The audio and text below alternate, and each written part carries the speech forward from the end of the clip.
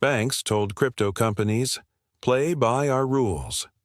Ripple applied for a national bank charter to play by their rules. The same banks then wrote letters telling regulators to block the application. That contradiction is not a mistake. It is the strategy.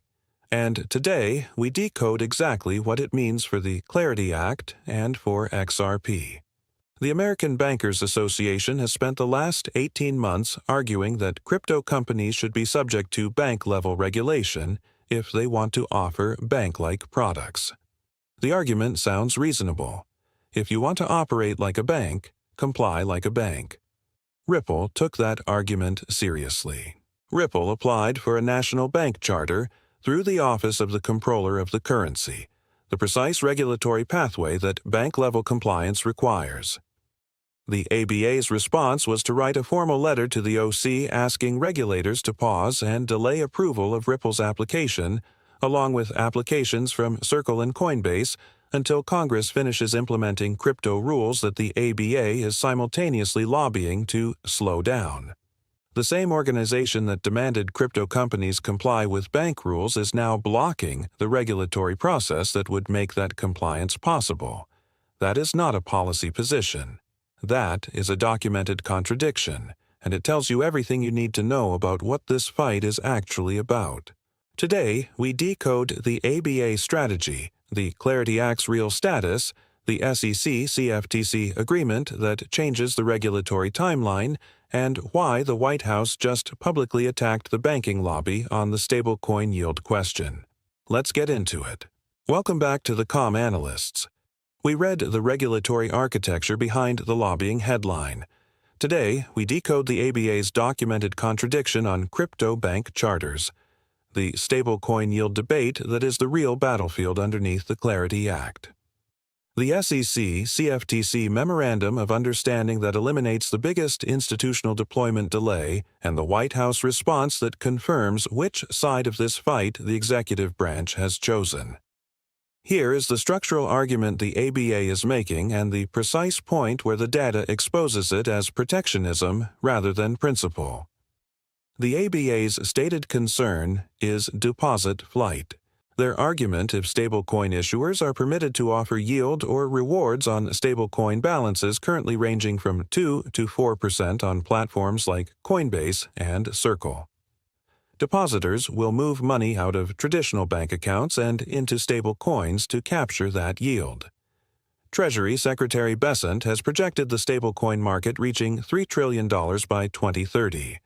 The ABA calculates that $2.7 trillion flowing into stablecoins would remove approximately $2.22 trillion from the bank lending base, reducing available capital for small business loans, agricultural lending, and residential mortgages. That concern taken in isolation is a legitimate policy question. Large-scale deposit migration does carry systemic risk implications for the fractional reserve banking system. The question is whether the ABA's response to that concern is proportionate or whether it reveals a different motive. Here is the data point that answers that question. MasterCard's Crypto Rewards Program, which currently enables partners, including Gemini, to offer up to 4% back-end crypto on everyday spending categories, and Meta MasterCard to offer 1 to 3% crypto rewards on all purchases. Operates through fully regulated banking partners, runs on traditional payment rails, and effectively provides yield-equivalent benefits on consumer spending at the same or higher rates than the stablecoin yields the ABA is lobbying to ban. The ABA has issued no public statement opposing MasterCard's crypto rewards infrastructure. No joint letters, no congressional testimony framing 4% crypto cash back through MasterCard as an existential threat to bank deposit stability. The same mechanics, consumer assets earning crypto-denominated returns, are acceptable when they flow through MasterCard's traditional rails and unacceptable when they flow through crypto-native stablecoin infrastructure. That asymmetry has one explanation. This is not a principled concern about deposit flight. It is a competitive moat defense protecting incumbent banking infrastructure from decentralized alternatives that eliminate the intermediary layer that bank fee revenue depends on. White House crypto advisor Patrick Wicks stated it directly at this week's conference. Crypto has been offering stable coin yield for years. The deposit flight the ABA is warning about has not materialized. The warning is not a prediction. It is a lobbying instrument. Let's put the stablecoin deposit flight argument against the actual data because the numbers make the ABA's position structurally indefensible. The current U.S. stablecoin market is approximately $300 billion. The ABA is modeling catastrophic deposit flight on the projection that this market reaches $3 trillion by 2030, a 10x expansion over 4 years. That growth projection comes directly from Treasury Secretary Bessent's own forecast, which means the U.S. Treasury, the institution that manages the national debt, is projecting and actively supporting a 10x expansion of the stablecoin market. Here is why Treasury is supporting it.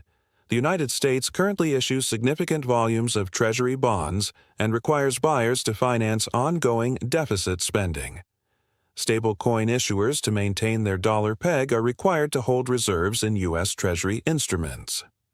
A $3 trillion stablecoin market means $3 trillion in mandatory Treasury purchases by stablecoin issuers. That is $3 trillion in new demand for U.S. government debt from a buyer class that did not exist 5 years ago. The ABA is lobbying against the regulatory framework that would enable the instrument that the U.S. Treasury needs to fund its own debt obligations. The White House is aware of this arithmetic. That is why Patrick Wicks' public response to the ABA's deposit flight argument was not diplomatic. It was direct. And it is why the executive branch has consistently pushed both the Genius Act, now passed, and the Clarity Act forward. Despite sustained banking lobby opposition, RLUSD, Ripple's institutional stable coin, operates within precisely this architecture. Dollar-pegged, backed by U.S. Treasury instruments with BNYM Mellon custody infrastructure. Every dollar flowing into RLUSD is a dollar purchasing U.S. government debt. The ABA's opposition to RLUSD's regulatory pathway is opposition to an instrument that benefits U.S. fiscal mechanics. That position is not sustainable at the executive branch level. And the White House's public posture confirms it. And this is the fiscal architecture: stablecoin reserve mechanics, Treasury demand, executive branch positioning, and the ABA's documented contradictions on bank charters that the calm analyst maps every week while the market reads the lobbying headline and misses the structural incentive underneath it. The ABA blocked Ripple's bank charter application while demanding Ripple comply with bank rules. The White House publicly attacked the ABA's deposit flight argument. The Treasury needs stable coin buyers for its own debt, and the SEC and CFTC signed a cooperation agreement that eliminates the biggest institutional deployment bottleneck. If this regulatory architecture is showing you why the Clarity Act passes despite banking lobby opposition, subscribe to the Calm Analyst right now and hit the notification bell. The Clarity Act Summer Legislative Window, the OC Charter Timeline, and the Stable Coin Yield Compromise are all developing simultaneously. I track every structural signal with this precision every single week. Subscribe now. The hand has been shown. The math explains everything. Let me show you the institutional signal that makes the Clarity Act's passage structurally inevitable regardless of the ABA's lobbying velocity.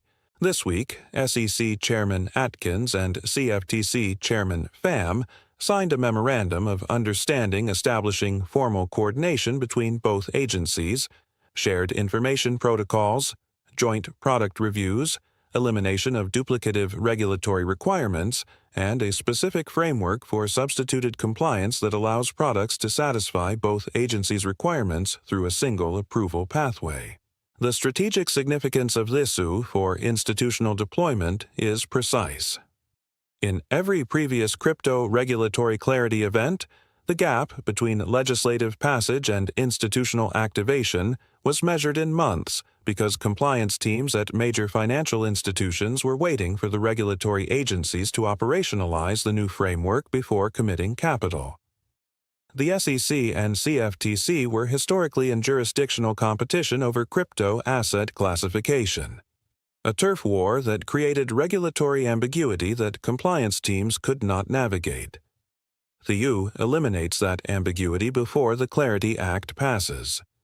When the Clarity Act reaches the President's desk, both agencies will already have joint review protocols, shared information frameworks, and coordinated compliance pathways operational.